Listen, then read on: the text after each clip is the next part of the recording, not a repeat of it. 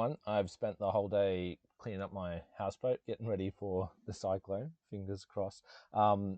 I know the council has been telling people check the flood awareness map so you can understand flood risk to your property, but the maps are a little bit confusing. So I thought I'd film a quick video just to show people how to make sense of the council's flood awareness maps. I hope this is helpful. So you find this just by searching Brisbane flood awareness map. Different council regions have their own maps. Click access the flood awareness map. There'll be a little bit of a disclaimer. You don't have to read the whole thing, but it is funny that they say maps and flood level information may not be accurate, current, or complete. You basically have to take it with a grain of salt, but accept terms and continue. Then I hit I want to search the flood awareness map, another little disclaimer, and it'll take you to the map of the city with the sort of possible flood risks overlaid in blue, and the darkness of the blue corresponds to the likelihood. So the best way to make sense of this is to hit the layers button over on the right hand side here and then legend. So you can see that the dark areas of darkest blue are considered high likelihood. By 5% annual chance, they mean that in any given year, they think there's a 5% chance of a flood where the waters get to that height. Those percentages and estimates are kind of out of date because of climate change, but everyone still refers to them. So when they say like a 1% annual chance, that's what some people colloquially refer to as a 1 in 100 years flood, even though we've had many floods to that level in the last century. So yeah, medium likelihood, that sort of medium blue color is a 1 in 100 years flood or a 1% chance. And then that crosshatched light blue is a 1 in 500 year or a 0.2% annual chance.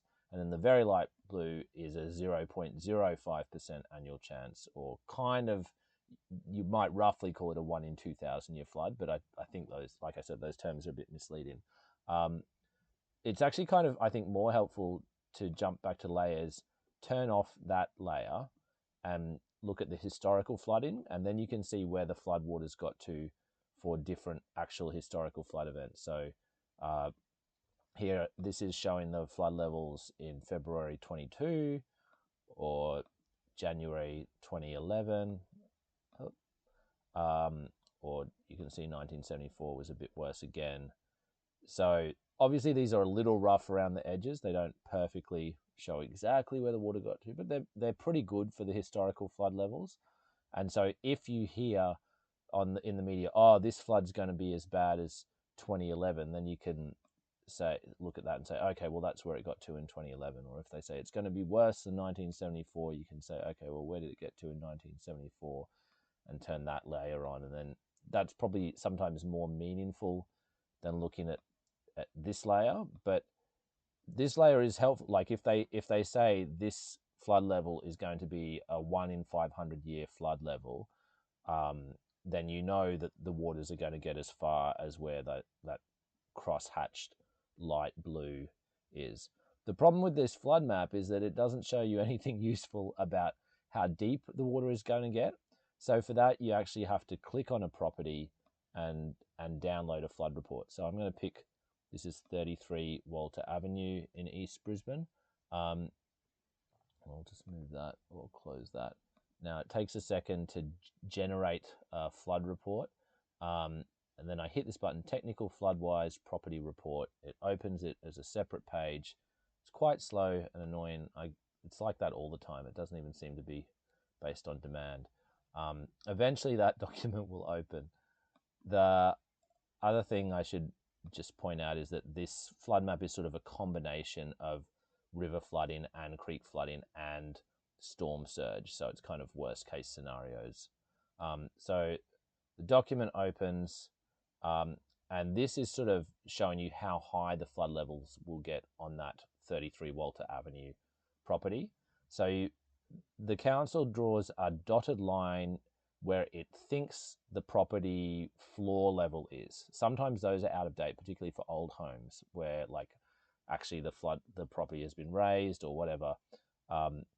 But basically the lowest part of this property, the part closest to the creek, is 1.6 meters above sort of sea level. and the highest part of the property up the back of the slope is 5.7 meters. So the property kind of slopes.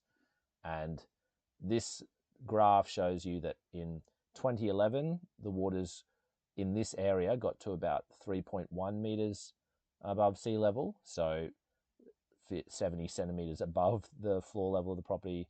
In 2022, it was 3.2 meters. This was one of those areas where Feb 22 actually flooded slightly worse than Jan 2011. The 1 in 100-year flood level, the 1% level, is 3.5 meters. And so that kind of reflects what you see on the map here, where you can see that medium dark blue I referred to, that was the 1 in 100 years level. And so that's a little bit higher than the historical flood level for 2011. So opening that document and looking at this graph for your property is actually more useful in a way than just looking at the map, because it actually says this is how high the waters will get, and it tries to compare it to what it thinks the actual floor height. They define it as indicative existing floor level. You can also scroll down and get more detailed information. There's the map. That must be the 1 in 100 years. Yeah, combined 1% annual exceedance probability for River Creek and Stormcloud. The bottom down here is kind of useful because it shows you a few more measurements for different likelihoods. So here they're saying, like, for storm tide, where there's a storm surge flood in, the 1 in 20 year or the 5% level is like 2.1 meters. Whereas the 5% level just for creek flooding is 2.3 meters. So they're breaking it up here based on different kinds of flooding. For the cyclone, we're going to get a combination of river and creek and storm tide flooding anyway.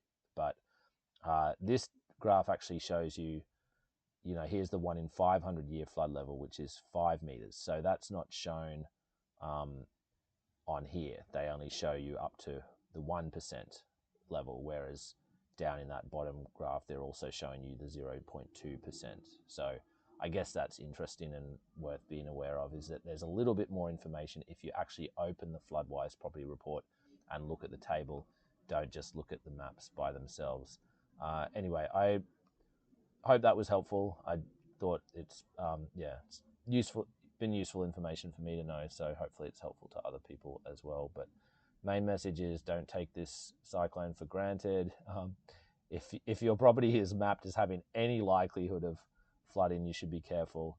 The last thing I just want to highlight is that this layer here shows overland flooding. So that's not from when the creeks or the rivers rise up, but that's like the path that the water takes as it's flowing downhill.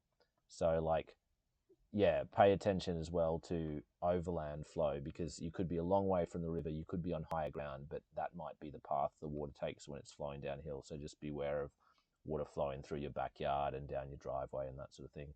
Good luck, everyone. See you on the other side.